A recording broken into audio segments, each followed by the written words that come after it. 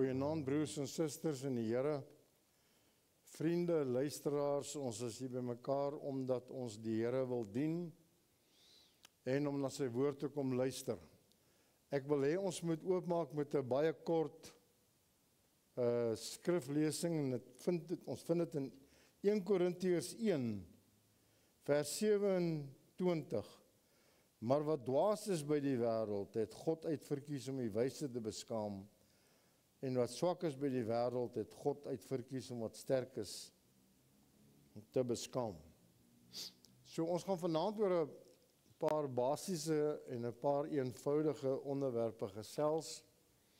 En hier's my gedagte, ek wil so wyd as moontlik gaan vir die nuwelinge onder ons wat nog nie met die boodskap van die Here vertroud is nie. Sal dit dalk 'n bietjie help om meer van die onderwerpe te verstaan en meer insig te kry in die woord van die Here. En alles wat ek hier sê vanaand het ek geleer by die profeet van die Here. So alles wat ons in hierdie dienste sê, kom uit die boodskap van die uur, die boodskap van William Branham. So laat ons op geen ander manier die ding verstaan nie. Dis niemand se persoonlike kennis of wysheid nie. Dit kom van die woord van die Here af en dit kom uit die boodskap van die uur. Kom ons bid net saam. Dierbare en getroue Here Jesus, hierdie is u woord, Vader. Ons het hier by mekaar gekom omdat ons 'n behoefte het om te groei. Sal u asseblief so goed wees dat u barmhartigheid oor ons uitstort vanaand. Dat ons mag sien dit wat gesê word, Here, en dat ons daaruit kan put en dat dit vir ons die lewe kan gee. Ons vra dit in die wonderlike naam van die Here Jesus Christus. Amen. Ek wil deel met 'n onderwerp, ek weet nie wat se naam om dit te gee nie, maar ek dink 'n mens kan dit noem die tweelinge. Die tweelinge, kom ons noem dit die tweelinge. En ek wil jou 'n paar goed wys uit die skrif uit. En ek gaan nie baie skrifte opsoek en lees nie. Ek stel voor dat jy die onderwerpe self gaan naspeur en gaan lees. Op die manier kry jy goeie oefening in die woord van die Here. So ek gaan 'n paar goed in mekaar koppel. En soos wat ons aangaan, stel ek voor dat jy notas maak en dat jy dit dan self gaan navors. Maar ek dink daar's 'n paar interessante goed. So ek wil begin in Genesis. Natuurlik moet ons altyd in Genesis begin. Dit is die saadboodskap, Genesis. En ek wil die kontraste uitwys. Daar's die goeie en daar's die slegte. Daar's donker en daar's lig, byvoorbeeld en so aan. So ek gaan vanaand met 'n paar onderwerpe deel waar ons sê daar is 2 van elk. Daar's een aan die duister kant en een aan die goeie kant. So kom ons kyk hoe vaar ons. Ons sê daar's 2 bome in Eden. Kom ons begin by Eden. Eden is die tuin van God, is die tuin wat God gevestig het, sodat Adam en Eva 'n blyplek kon hê, primêr Adam eintlik en dan later aan Eva. En is interessant dat die skrif sê, hy het een mens gemaak, alhoewel hy nog gees oorgehad het. Is dit nou nie 'n pragtige vers nie? Hy het een mens gemaak, alhoewel hy nog gees oorgehad het. Ja, en toe later aan toe maak hy vir Eva. En so, in hierdie tuin is daar 2 bome.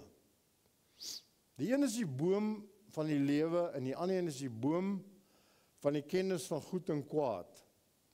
Nou weer eens gaan ek nie in op die meriete van die serpent seed of dit wat ons ken as die saad van die Satan nie. Ons gaan nie op daai onderwerp hier in nie, want dit op sigself is 'n geweldige onderwerp en dit is al gedeel mee in sitgesprekke wat broer De Wet en broer Donald gehad het.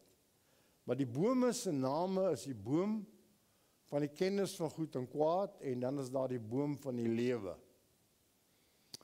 En die Here waarsku Adam en Eva baie duidelik. Moenie van die boom eet wat in die middel van die tuin is nie. En die boom wat in die middel van die tuin is, word identifiseer as die boom van die kennis van goed en kwaad. Uiteindelik weet jy presies wanneer jy kwaad doen. Ons weet dit, ons is so gebore, en dan hier in ons puberteitjare, dan val die veil wat rondom ons hang, die skerm wat voor ons is, die sluier van wat God ons gee, wat hy ons mee beskerming gee. Die sluier gee ons 'n beskerming. En hier in ons puberteitjare dan val die sluier. En as die sluier val, dan het ons toegang tot die kennis. En hierdie kennis kan ons dan misbruik of gebruik, en ons misbruik dit, en niemand kan sê dat hulle dit nie misbruik nie, want dit is gemaak om misbruik te word, sodat jy die genade van God kan verstaan.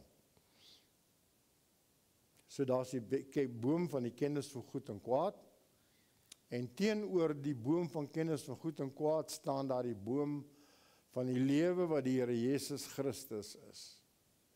Nou dit sou interessant wees, die Bybel sê, God het hulle uit die tuin uitgedryf, sodat hulle nie nou van die boom van die lewe eet en vir ewig lewe nie. En toe plaas hy 'n engel by die tuin se hek, sodat hulle nie kan terugkom nie met 'n vlammende swaard. So die boom van die lewe is toeganklik vir die mens, maar dis nie toeganklik vir jou terwyl jy in hierdie kondisie is nie. Daarom moet jy uit die tuin uitkom, dat jy eers sterf, en as jy in 'n sterwende posisie is, in 'n toestand is, dat jy kan sterf, jy kan siek word, jy kan tot niet gaan, dan kom die boom van die lewe, en dan word dit vir jou beskikbaar gestel. Nou kan jy die Here Jesus aanvaar as jou saligmaker en jou verlosser. Dit is die twee bome wat ons nou in Eden het. Nou kry jy die prentjie, dis hoe ons die ding gaan doen vorentoe. Ons gaan een gee wat 'n probleem is, en die ander een wat vir God aanvaarbaar is. In hierdie selfde tuin het ons twee seuns, Kain en Abel. Kain is die kind van die Satan, direk, want die Satan het die serpent se liggaam gebruik, en die serpent het nie 'n Afrikaanse woord nie, dit is 'n dier wat op sy agtervoete geloop het. En Kain is uit die bose, en Abel is van God. En die twee kinders word blykbaar gebore nadat Adam en Eva uit die tuin uitgesit is. Dit is nie heeltemal duidelik nie, want die kronologie van die ding is 'n bietjie moeilik in die begin van Genesis, maar dit blyk tog dat nadat die twee seuns, nadat die bevrugting plaasgevind het van die twee seuns, het hulle uit die tuin uitgegaan, en Eva het hierdie tweeling verwag.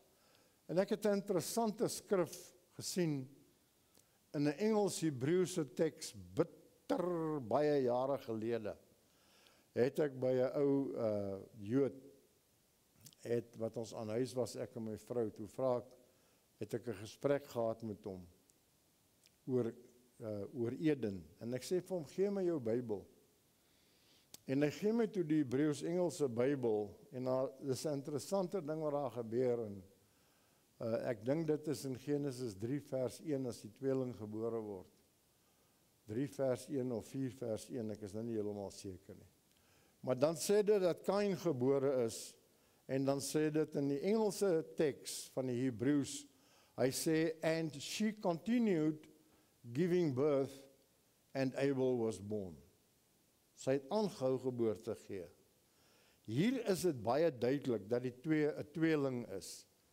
Nou hoe die bevrugting plaasgevind het daai oggend, dat al twee van hulle in die moederskoot is, dis 'n onderwerp op sy eie, en ons kan op 'n ander stadium daaroor gesels. Maar hier's hierdie twee nou, en nou van die begin af, het ons die verpersoonliking van die twee geeste. Aan die een kant is die gees van God op Abel, en aan die ander kant is die gees van die duiwel, van die leuenaar, van in Kain, en dan natuurlik uiteindelik dan manifesteer Kain se gees as hy Abel doodslaan. Dan wys hy wie sy pa is. Hy is 'n moordenaar gebore en daarom lewe hy soos 'n moordenaar. En God praat met hom mooi. Hy roep hom een kant toe. Hy sê, kyk man, die ding staan so tussen jou en Abel, dat Abel is aanvaarbaar vir my, en dan aanvaar God ook sy offerande. Hy sê vir Kain, maar as jy nou optree soos jou broer Abel optree, dan sal ek jou ook aansien in dieselfde gunstige lig. En maar natuurlik Kain verander nie sy weë nie. Hy probeer met God redeneer, net soos wat die serpent geredeneer het met Eva, dis in sy aard. So hierdie twee seuns beginne dan die geslagte van die wêreld, as jy dit so wil sien. En dan later, as Kain nou vir Abel vernietig het, dan gee God vir Adam en Eva natuurlik vir Set as 'n seun, wat later gesien word as 'n teebeeld van die Heilige Gees. Dis die twee seuns. Nou sien ons, daar's twee verbonde.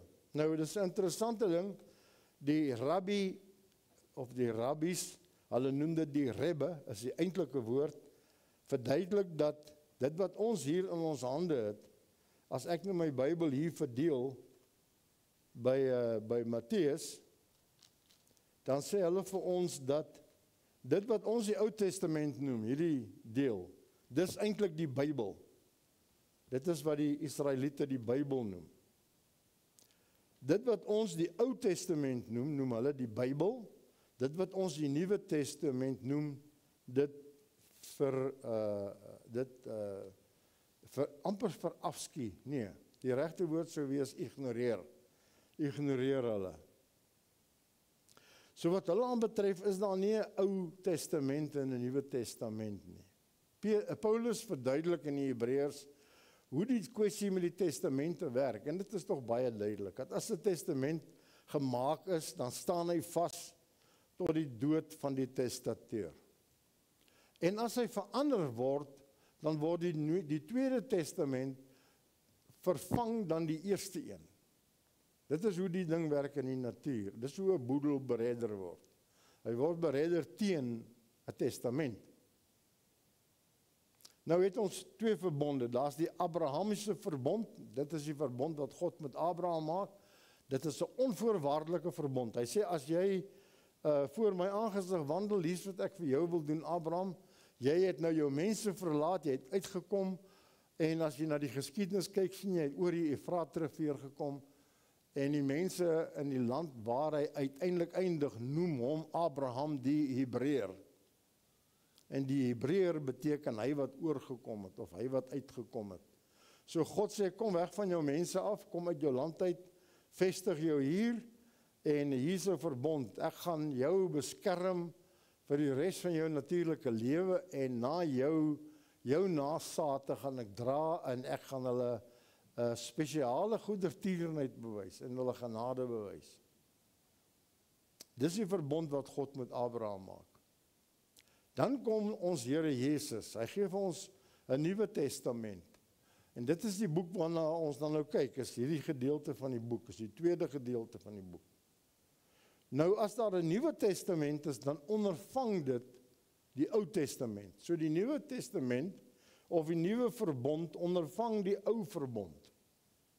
Die Ou Verbond het vereis dat daar offerhande gebring moes gewees het. Die Nuwe Verbond vereis dit nie, want die Nuwe Verbond maak daarvoor voorsiening dat die Here Jesus aan die kruis sterf, sodat jy daar kan genade vind en vergifnis kan kry vir jou sondes en jou oortredinge.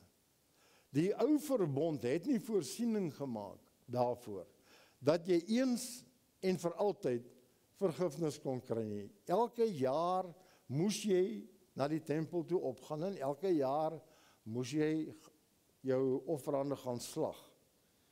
Dan word die stad Jerusalem so vervuil van beesmis en beesvelle en pensvet en die allerhande reuke en geure, dat God uiteindelik sê, Die plek het nou 'n stinkende spul geword vir my. Ek gaan 'n ander plan maak. Ek gaan self afgaan. Jehova van die Ou Testament gaan dan in 'n liggaam in, en in die Nuwe Testament sien ons dan dat Jehova nou Jesus word. En hierdie Jesus is ons verlosser in die tweede verbond. Dis die twee verbonde. Die een is die Abrahamiese en die ander ene kom staan hier vir die, wat ons dan nou vandag noem, die Christendom. Kom ons noem dit die Christendom. Daar's mense wat dit nie so wyd wil sien nie. Hulle sê, jy kan nie al die Christene onder dieselfde kam skeer en hulle net Christene noem nie. Wel, hierdie platform is nie gemaak vir oordeel nie. Hierdie platform is gemaak sodat iemand wat Jesus Christus as sy verlosser sien, kan genade vind en kan nader kom aan die kruis van die Here Jesus Christus. Dis waarvoor ons hierdie platform het. En so ek bly dan by die stelling, die twee verbonde, Ou Testament en die Nuwe Testament. Daar's twee hoë priesters. Twee. As Aaron onder die ou verbond en as Jesus Christus onder die nuwe verbond. Onder die ou verbond moes die hoë priester, ons het dit nou die aand weer gehoor, toe broer De Wet het uiteengesit het, die hoë priester as hy ingaan in die heiligdom in, moes hy 'n granaatklokkie dra en hy moes 'n tou aan sy liggaam hê, sodat as hy dalk vir een of ander rede nie God behaag het nie en hy word doodgeslaan, neergeslaan, dat hulle sy liggaam kon uittrek uit die heiligdom van die tempel uit. Maar hierdie hele storie wat ingewikkeld is, die tempel is ingewikkeld, die hele tempelaanbidding is ingewikkeld. As jy sê vandag, maar ek wil graag 'n Israeliet wees, wel, kry gerus vir jou soveel as wat jy kan. Want jy gaan moeitevolle arbeid hê vir die res van jou lewe, want eerstens gaan jy nie eens verstaan wat die Torah sê nie, en tweedens gaan jy nie kan bly by al die rabbies in die Talmud sê nie, en jy gaan jou mors doodsukkel om te verstaan, wat presies was in die gang gewees. En nou gaan ek jy die volgende vraag vra, waar gaan jy in elk geval 'n tempelaanbidding kry? Hoe gaan jy die tempelaanbidding namaak as jy in die Ou Testamentiese tyd wil bly voortbeleef? So maak jouself los daarvan. Jy is mos nou heeltemal vry om die Nuwe Testamentiese Hoëpriester Jesus Christus te aanvaar as jou saligmaker en jou verlosser. Hy is nie net die Hoëpriester nie, hy is ook die lam, hy is die offerlam. Jy kry 2 in 1 en jy het genade. Die wet is onmoontlik om te volg. As daar enige iemand in die gehoor is wat dink jy kan die wet navolg, bel my tog en vertel my hoe werk dit. Jy kan anoniem bly as jy wil. Maar dan gee vir my in 'n paar woorde, dan sê vir my hoe werk dit dat jy die wet nakom en hoe dat jy suksesvol is daarmee. As die Lewiete wat die bediening gehad het van die Ou Testamentiese tempel dit nie reg gekry het nie, hoe sal jy dit reg kry as 'n heiden wat tot God gekom het? So ons het eintlik maar by 'n kruispunt. Dit maak nie saak of ons na die testamente kyk nie, dit maak nie saak of ons na die verbonde kyk nie, dit maak nie saak of ons na die 2 hoëpriesters kyk nie, dit maak nie saak of ons na die 2 verskillende benaderings van aanbidding kyk nie.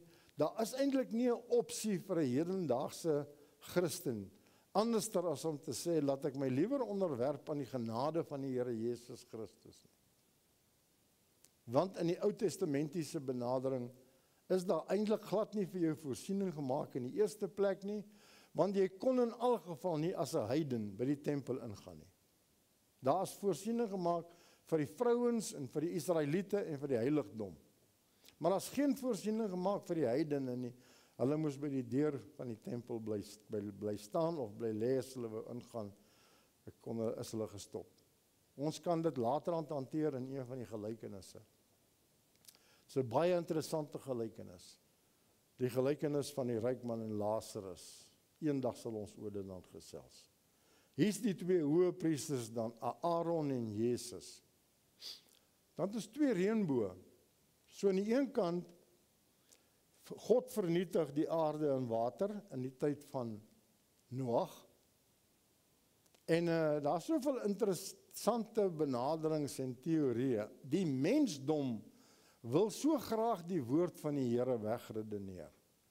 En in die wetenskap is daar ongelooflike redenasies van hoe die wêreld dan nou vol water sou geword het in daai tyd. En hoe dit eintlik maar 'n natuurverskynsel was. Maar jy sien die mens wil maar die ding wegredeneer. Want as hy die woord van die Here aanvaar, dan moet jy ook aanvaar dat daar verlossing is. En dit is 'n bietjie van 'n moeilike ding.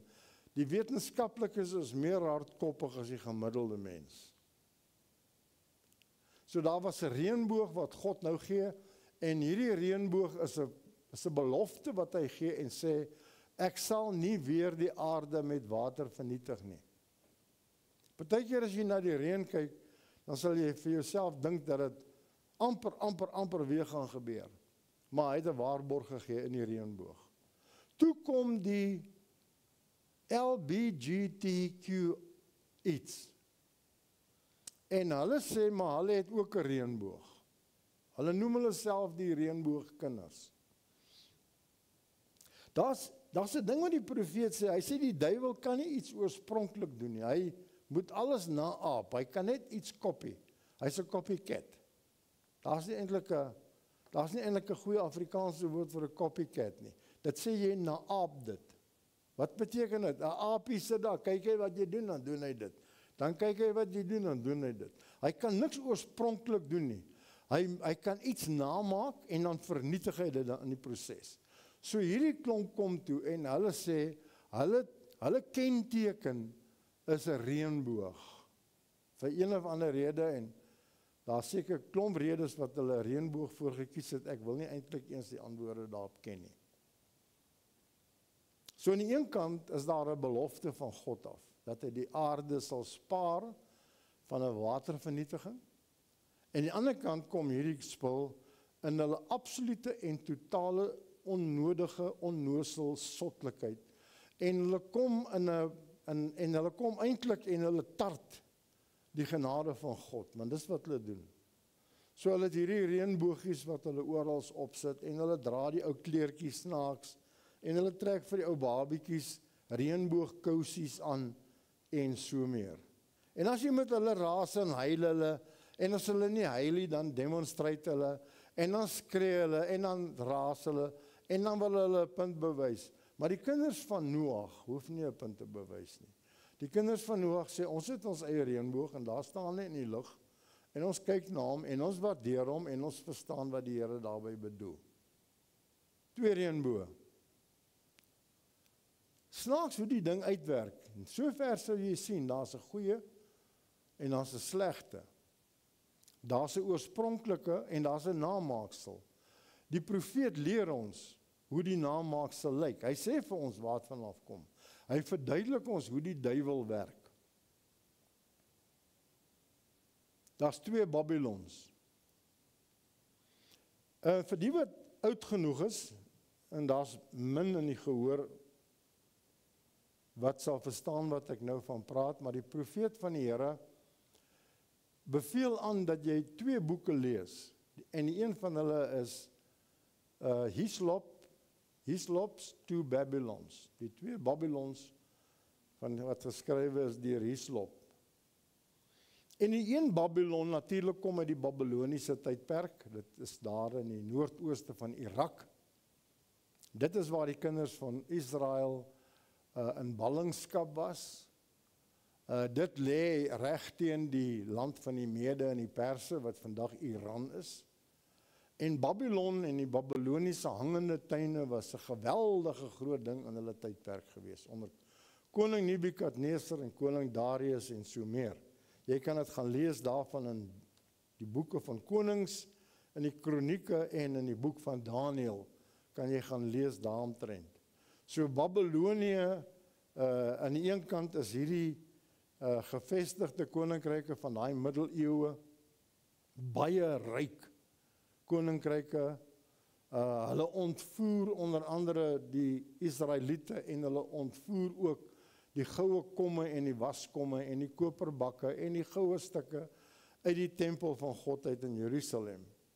En maar dit is nie wat hulle ryk maak nie. Hulle is al reeds ryk as hulle die kinders van Israel en die Jode, en daar's 'n onderskeid tussen die twee groepe, ontvoer en in die Babyloniese gevangenskap neem vir 'n periode van 400 jaar. Nou, die tweede Babylon weet ons nou vandag uit die leringe van die profeet van die Here is Rome. Daar waar die paus sy groot hoofkwartier het. Die paus, weet ons, is die absolute verbeliggaming van die oorspronklike serpent, van die oorspronklike Satan, wat Kain voortgebring het. Dis dieselfde mens, dis dieselfde ideologie, dit is dieselfde ding waarna jy kyk en jy kan van hom gelees in die boek van Openbaring, dat Rome is 'n gevaarpunt en 'n gevaarteken vir die kinders van die Here. Jy sê, ek kan met Rome speel, ek kan woer speel, ek verstaan die paus, ek verstaan die katholieke kerk, ek sou aanbeveel dat jy dit liewerster nie doen nie. Probeer om so ver weg te bly as wat jy kan. Dit is 'n absolute en 'n totale en 'n algehele 'n vermorsing van tyd om te probeer om die paus te verstaan en alles wat hy doen en te dink jy gaan daarmee wegkom. Iewester langs die pad gaan die ding jou aanvang. Die engel van die Here sê vir Johannes, en Johannes, die profeet sê Johannes op die eiland van Patmos is 'n teebeeld van die bruid van Jesus Christus. So die bruid van Jesus Christus, as jy na Rome kyk, dan gaan jy uiteindelik die woorde sê, wow, maar dit is dan wraggies indrukwekkend. Kyk net die pragt en die praal van Rome. En die engel sê vir Johannes, hoekom doen jy dit? Met ander woorde, kyk weg van dit af, want jy gaan jouself in 'n lokval in vasloop, as jy tyd spandeer, om te wil verstaan, wat is dit, wat die paus en sy gespuis mee besig is in die lewe. Twee Babylons. Die een Babylon in die noordooste van Irak. Die ander Babylon is vandag wêreldwyd. Hy het tentakels in elke dorpie. Hy suig die wêreld leeg. Die lande waarin die katholieke kerk verteenwoordig is al die arm lande. Hy verarm elke land waar hy sy tentakels kan inkry. Ons praat van die suide van Amerika, ons praat van die noorde van Afrika, ons praat van die Midde-Ooste, oral waar hy sy tentakels inkry, hy suig hy die geld op en val dit in die bankrekeninge van Rome. En al wat hulle in ruil kry daarvoor, is so 'n klein insaag in dit wat die priesters hulle toelaat om te verstaan uit die Latynse skrifte, want hulle mag nie hulle eie Bybels lees nie, hulle kan nie. Die katholieke kan dit nie doen nie, want hulle het nie toegang tot die skrif nie. Die twee Babylonie. Dan is daar twee Bethlehems. Wel, daar is eintlik drie, my ander een is die Vrystaat. Maar daar is twee Bethlehems, die een is in Judea, en die ander ene, as jy in jou Bybel kyk na die kaarte, sal jy sien, dit lê daar in die noorde, so naby Syrië. Maar Jesus is gebore in Bethlehem, Judea. Nou, ek het 'n interessante stukkie gelees oor Bethlehem, Judea. Dis ongeveer 6 myl buite Jerusalem, Bethlehem. En volgens die geskiedenis word die mees volmaakte lammers in Bethlehem gebore. En as die mense dan nou een keer 'n jaar kom om te kom offer in Jerusalem, dan gaan maak hulle eers 'n draai in Bethlehem, koop 'n lam, want onthou die lam moet sonder gebrek wees. Die lam moet perfek wees en volmaak wees voor God, voordat hy geoffer word. En so die mees volmaakte lammers kom van die kuddes in Bethlehem. Nou dit is dan ook interessant. En dan ook absoluut absoluut nodig en belangrik dat die lam van God in Bethlehem gebore word. Want dit is uiteindelik die mees belangrikste lam wat daar ooit was. Dis die mees volmaakte lam wat daar ooit was. Bethlehem. So die een Bethlehem het geen waarde in terme van die toekoms van die mensdom nie. En die ander ene het al die waarde in terme van die toekoms van die mensdom. As dit nie vir Bethlehem was nie, dan was dan die lam van God nie daar gebore nie. En as die lam nie daar gebore was nie, dan het ons 'n probleem gehad vandag. Maar van Bethlehem af kon hy Nasaret toe gaan. Eers Egipte toe Nasaret. Van Nasaret af terug Jerusalem toe waar hy gekruisig is. So hy kom van net buitekant Jerusalem en uiteindelik gaan hy weer terug Jerusalem toe. Die twee Bethlehems. Een is belangrik vir ons, die ander ene weet ons amper nie van nie. Maar ek wil hê jy moet gaan kyk na in jou Bybel. As jy gaan kyk na die kaarte, daar's mos kaarte agter in jou Bybel. Dan sal jy sien daar's nog 'n Bethlehem daar.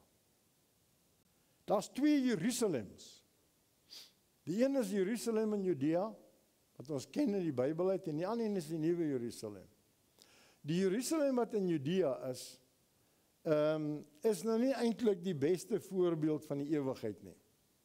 Jy kan vir my sê, maar ek dink dat God Jerusalem gaan herstel. OK, ek weet nie waar jy die gedagte vanaf kry nie. Ek weet die tempel moet herstel word, en ek weet die stad gaan weer vernietig word. Want God het geen behaag in Jerusalem as 'n stad van stene nie. Wat hy toe wel gedoen het, is hy het 'n stad beginne in die ewigheid, die nuwe Jerusalem, wat die tuiste is van die bruid van die Here Jesus Christus, en waarheen ons almal op pad is as ons so uitverkies is, dat ons daartoe kan gaan. Jerusalem soos hy daar lê, is 'n paar keer in die geskiedenis al vernietig. Volgens wat ek verstaan uit die geskiedenis uit, omtrent 13 keer al. Is hy platgeslaan en oorgebou en platgeslaan en oorgebou. En dit is die kern van die oorloë van die wêreld. Tot vandag toe is daar 'n gedurende oorlogvoering in Jerusalem. En die stad is in 3 gedeel. Die skrif sê dit in Openbaring. Hy sê die stad gaan in 3 gedeel word. En dit is in 3 gedeel. Die Judaïsme is daar, die Christendom is daar, en Muslim of Islam is daar. Die stad is in 3 gedeel. Daar gaan nog baie interessante goed daar gebeur. Maar dit het niks te doen met die heidense volke nie. Ons kan niks daar gaan maak nie. Jy sê ek wil net 'n bietjie daar gaan toer, want ek sal graag 'n huursoldaat daar wil word. Hulle sal jou waarskynlik doodskiet in die eerste paar oomblikke, want jy het niks uit te waai nie. Laat die Israeliete dit hanteer. En laat die Jode dit teestaan soos wat hulle wil. Jy sê, hoe bedoel jy die Jode staan dit te? As jy daarna kyk, sal jy sien, en as jy verstaan hoe die ding aan mekaar steek, die hef in die vurk steek, dan sal jy weet dat die Jode nie die Israeliete is nie. En dat Israel en die Sionisme vir Jerusalem veg soos wat hy nou daar is, en dat die Jode uitsien dat Jerusalem op 'n ander manier homself sal presenteer wanneer die Messias kom. Dis 2 verskillende ideologieë, en die gemiddelde Christen verstaan dit nie. En almal dink hulle kan dalk gaan help in Jerusalem. Wel, sterkte daarmee. 2 Jerusalems. Jy kan mik vir die ewige. Jy kan God vra vir genade, sodat jy die ewige Jerusalem kan ingaan. Daar's plek vir jou, as jy jou siel voor God kan ledig. As jy jouself voor die Here Jesus kan neerlê en sê, Here, ek is asseblief, ek moet, daar's net nie 'n ander opsie nie, ek moet in die nuwe Jerusalem 'n burger word. Gee my asseblief die genade, Here Jesus. En dan los jy die ou Jerusalem en die Jode en die Israeliete, laat hulle self uitsorteer. 2 Jerusalem. Daar's 2 donkies. 2 donkies. Die een donkie is die een van Belial. En Belial het besluit, hy gaan vir 'n klompie geld, gaan hy Israel gaan vervloek.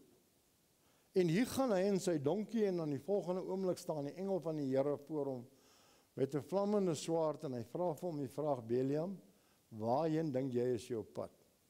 Afrikaans is dit Biliam, Engels is dit Belial. Waartoe dink jy is jou pad? Hy sê nee, ek gaan so 'n bietjie die Israeliete gaan vervloek.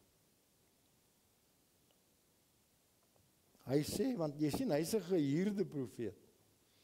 God sê vir hom, die engel sê vir hom, jy gaan verseker na die Israeliete toe.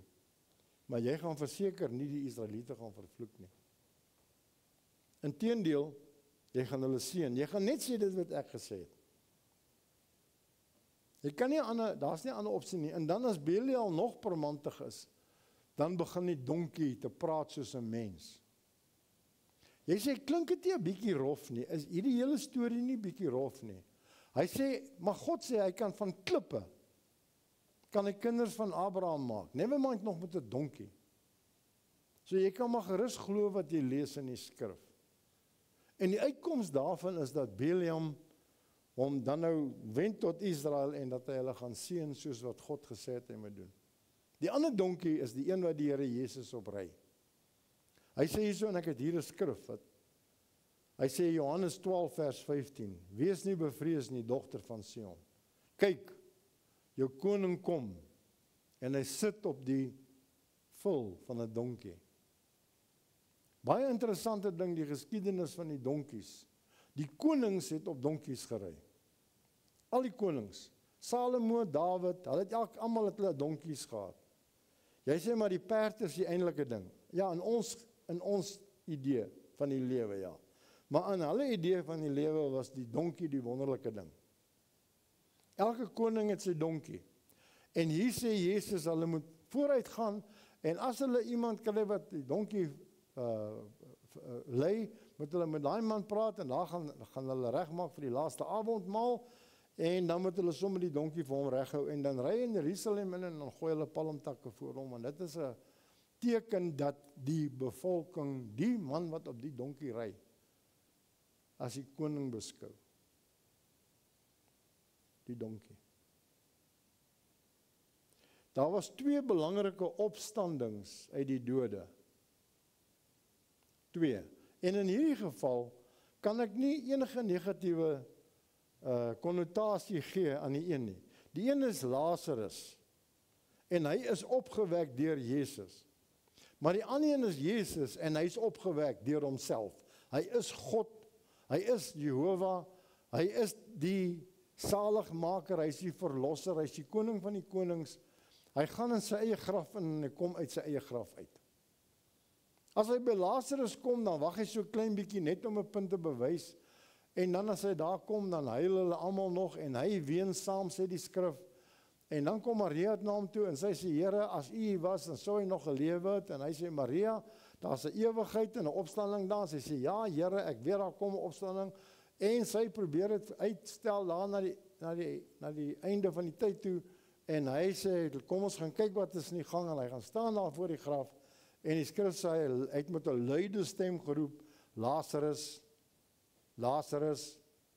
En Lazarus se gees het aan hom teruggegaan. Lazarus kom uit, hy haal die doeke van hom af. Hy sê, haal hy doeke af. En daar staan die man. Maar in die tweede opstanding is dit hierdie een self, Jesus Christus. Dis hy self wat ter helle neergedaal het. Ek hou van die protestante uitdrukking. Ter helle neergedaal. Die skrif sê dit ook so.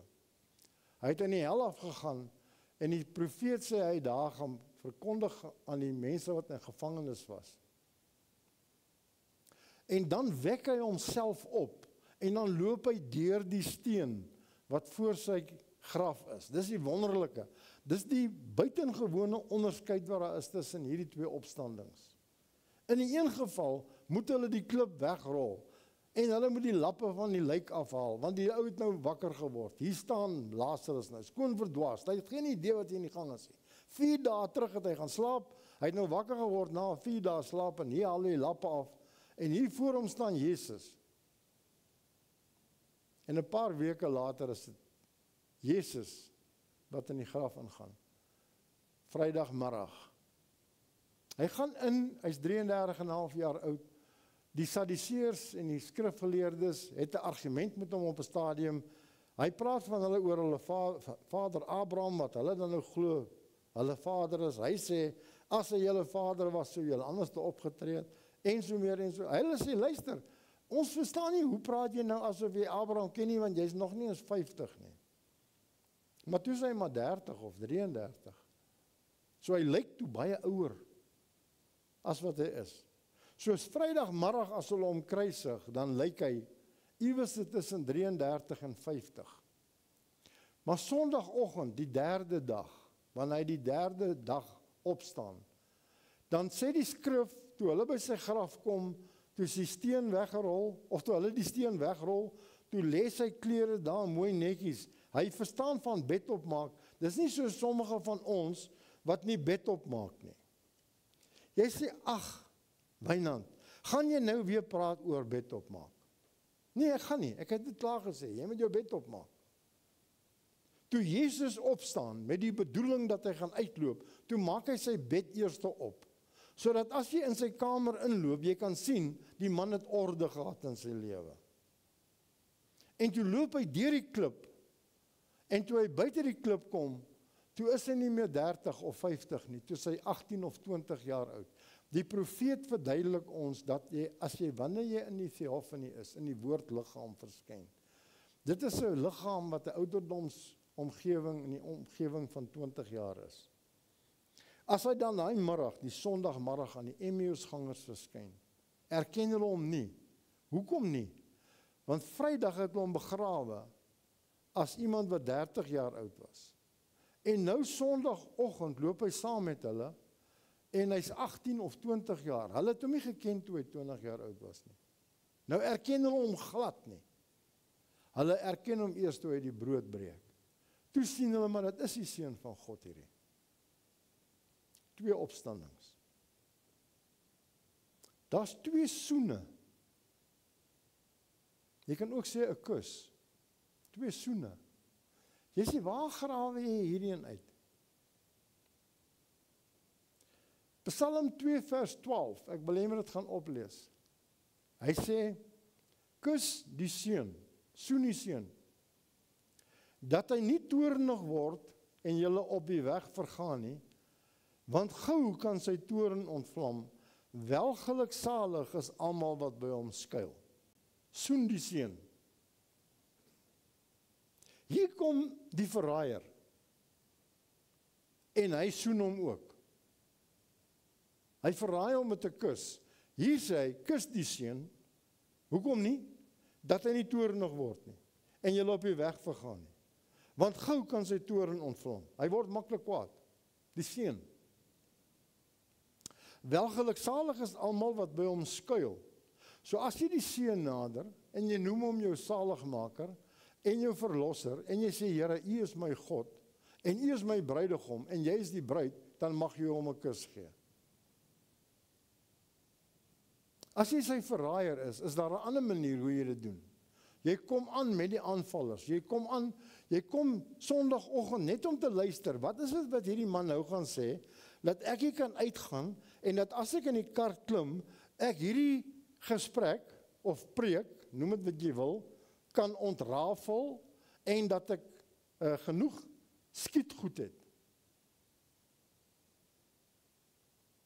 Ons noem dit verraad. Want jy sit hier en jy luister en jy sê partykeer amen en jy loop hier uit en as jy jou kinders en jou vrou in die kar kry, dan val jy die spreker aan. En as jy die spreker aanval, wat in die naam van die Here hier kom staan het om te praat, wel dan val jy die Here aan.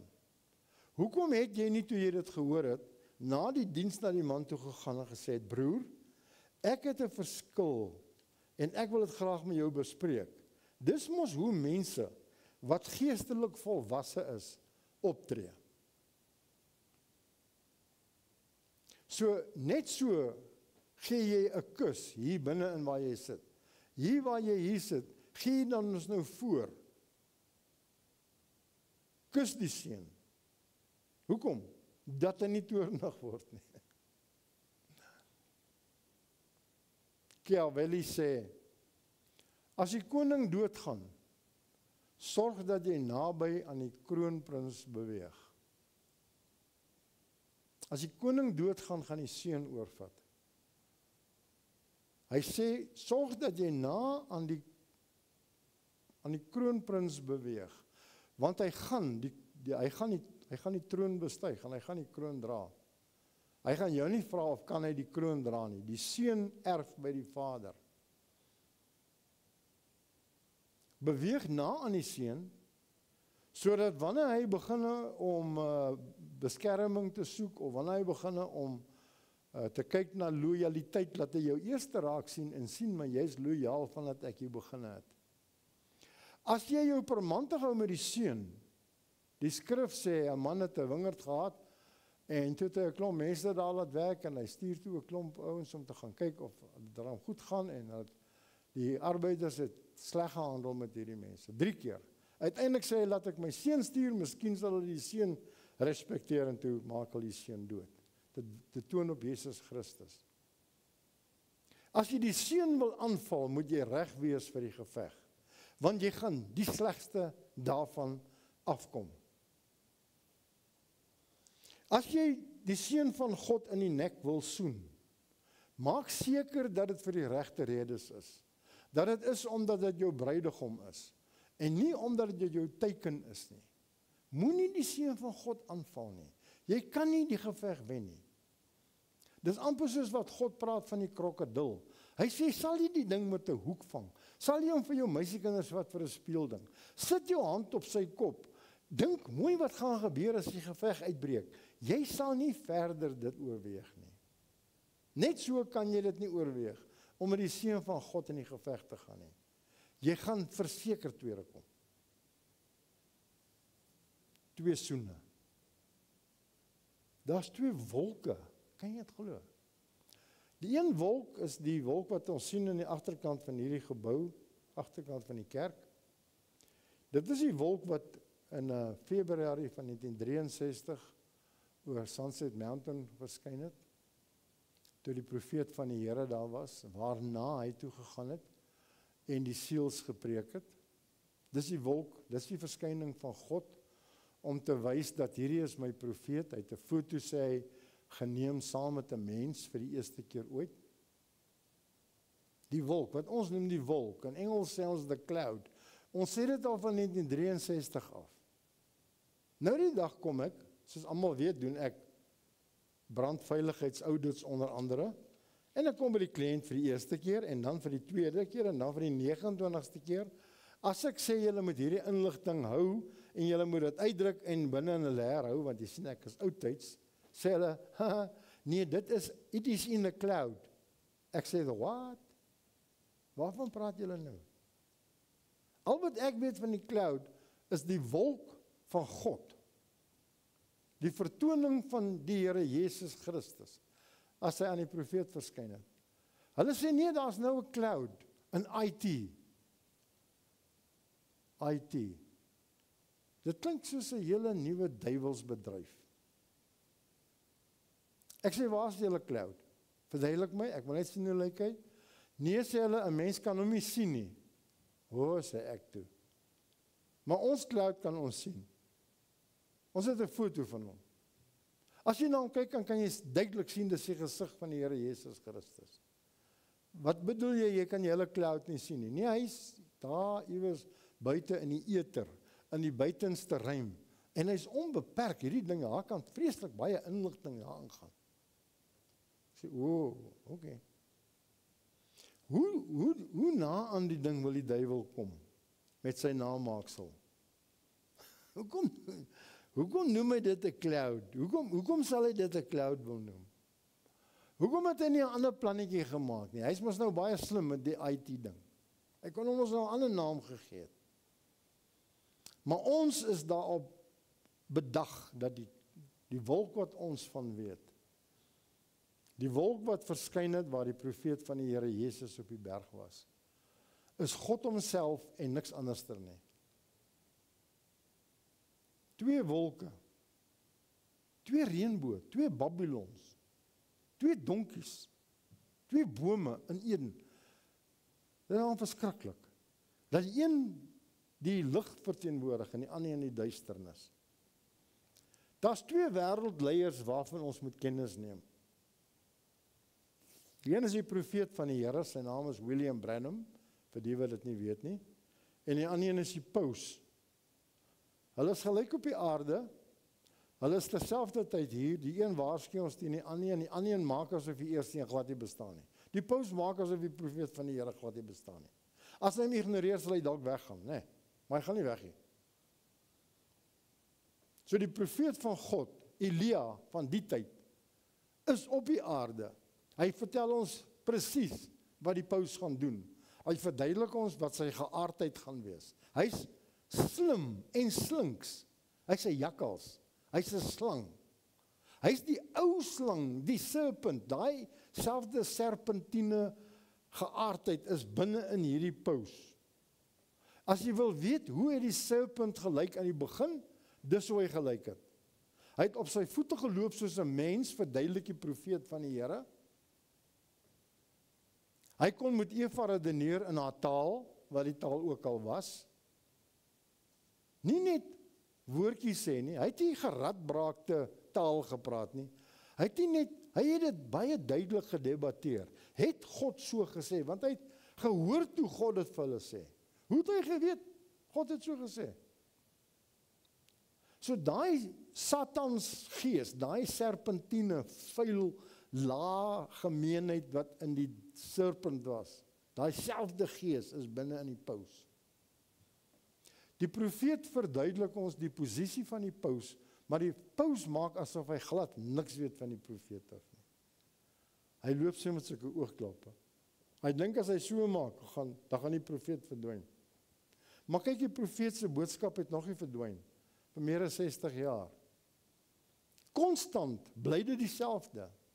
Ja, daar's mense wat veranderingkies maak aan dit om hulle te pas, maar die boodskap self kan nie georganiseer word nie en dit kan nie 'n kerk van gemaak word nie. Want die oomblik wat jy van hom meer maak as wat dit is, dan gaan jy buite die boodskap, want dan sit nie meer die boodskap nie. Dan kan jy nie sê, wel ons het nou 'n denominasie en jy het gesê dit kan nie 'n denominasie gemaak word nie. Wel die oomblik wat jy daarvan 'n denominasie maak, dan is dit nie meer die boodskap nie. Die profeet het dit jy so uiteengesit sodat jy nie 'n kort pad kan kry nie. Die profeet en die paus. Jy sal altyd sien dat hierdie twee, soos wat hulle hier is, hulle volg mekaar op of hulle is dieselfde tyd op die aarde. Nou hier volg nou 'n interessante ene. Daar's twee plekke waar ons 7 berge kry. Die een is Rome, wat op 7 berge lê, en die ander een is die Catalina bergreeks, wat God vir die profeet sê syne is, want hy is baie lief daarvoor. Ek het weer opgelees, so klein bietjie ekstra gelees oor die Catalina berge, en die profeet volgens die geskiedenis het selfs 'n ou gediggietjie of 'n liedjie geskryf toe hy 12 jaar oud was oor die Catalina berge, so lief hy vir hulle was. Met 'n geleende potlood en 'n ou stukkie papier. En uiteindelik sê God vir hom dat dit sy berge is, die Catalina berge. 7 berge in die reeks. Dit behoort aan die profeet. Nou kom ons en ons sien na 7 berge wat Rome op lê. Nou kom maar 'n ander ding hierby, en die ding steek sy kop uit. Hulle noem dit the seven mountain mandate. 7 Dis hulle sê sommer self, nog voor iemand hulle 'n cult noem, hulle sê sommer self hulle is 'n sekte. So jy hoef nie nog te wag en te verduidelik nie, hulle verduidelik sommer self. So dis 'n godsdienstgroep wat sê dat hulle die 7 steunpilare van die gemeenskap wil beïnvloed. Ek gaan dit vir jou lees wat dit is wat hulle wil beïnvloed. Dis 'n sekte wat hulle beywer om 7 pilare in die samelewing onder hulle te verenig, naamlik die gesin, godsdiens, onderwys, die media, ontspanning, besigheid en die regering. Nou kruip hulle uit die houtwerk uit. Net jy dink jy het alles gehoor. Nou is hier nog 7 berge.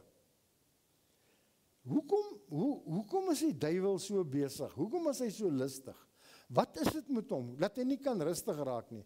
Hoekom het hy nie oorspronklik hierdie goed gedoen nie? Want hy kon nie. Hy het gewag tot die profeet van die Here die ding uitlê. Dan is daar 2 getuies, Moses en Elia. aan die einde in Israel. Die wet, Moses, en die woord, Elia, 2 getuies. Die profeet verduidelik dat hulle nie kom as profete nie, want God werk nie met 2 hoofstroom profete op dieselfde tyd nie. Hy werk net met 1 hoofstroom profeet op 'n tyd. Hier kom hierdie 2 en hulle word genoem getuies wanneer hulle in Israel verskyn. 2 getuies. Ons sien as 2 seuns in die gelykenis van die verlore seun. Daar's die ouer broer en die jonger broer. Die een verbeel hom hy's hoog heilig en die ander een weet hy het saam met die varke geëet.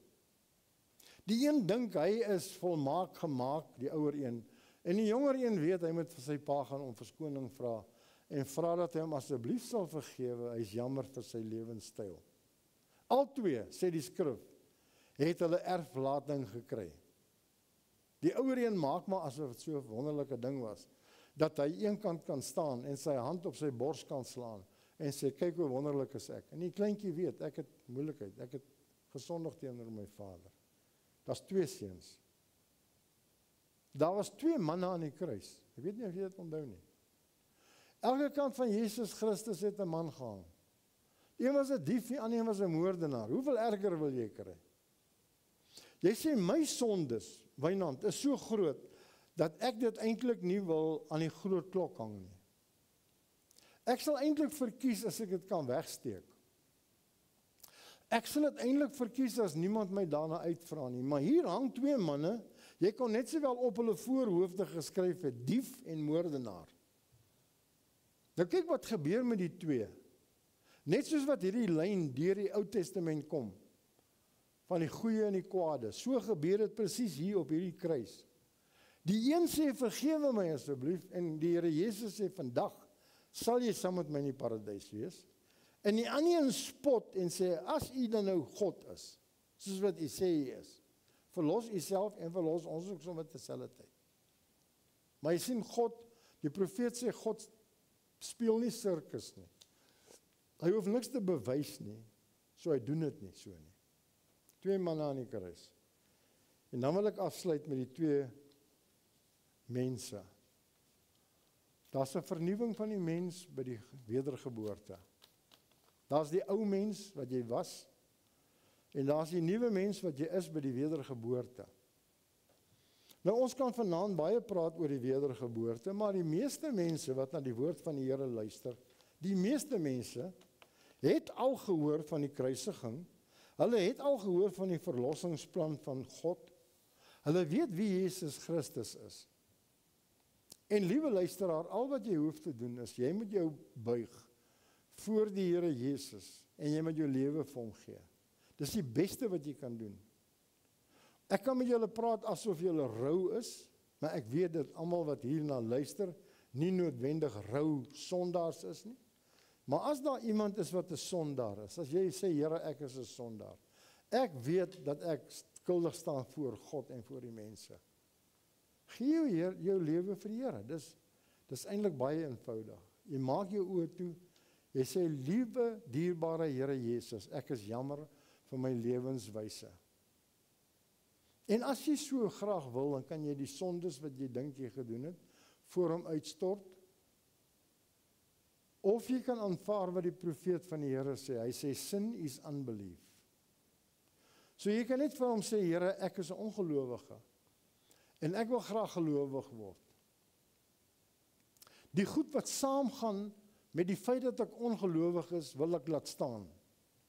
Dit is net so, en ek het dit werklik waar die ander aand vir die heel eerste keer presies net so gesien. Die profeet sê, sin is unbelief.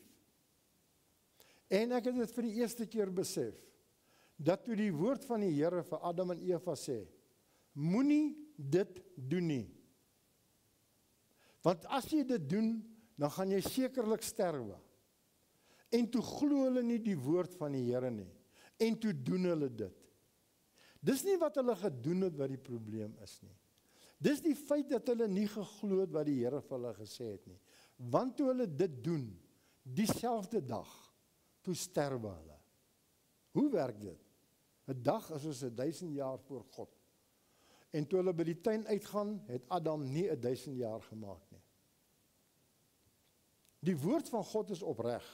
Die woord van God is presies. Daar's geen twyfel oor wat hy sê nie. Hy sê, moenie van die boom eet nie, die dag wat jy daarvan eet, gaan jy sterwe. Toe glo hulle dit nie. Nie, toe gaan eet hulle die boom. Dit is wat hulle gedoen het, omdat hulle nie geglo het nie. Die probleem is, jy glo nie in die Here Jesus nie. Jy glo nie in dit wat hy sê, dat jy gaan vernietig word, as jy hom nie aanvaar nie. Dit is die eintlike sonde. Niemand van ons, as ons moet gaan sit, enige een wat in hierdie saal is, groot mense, veral mense wat volwasse is.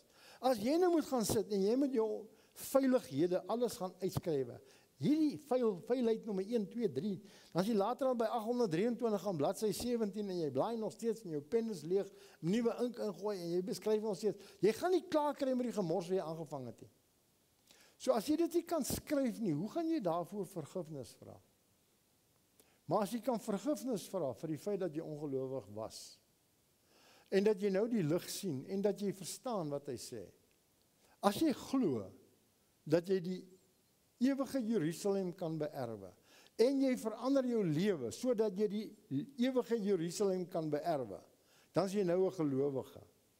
Dan is jy nou 'n kind van God. Dis net so moeilik en is net so maklik.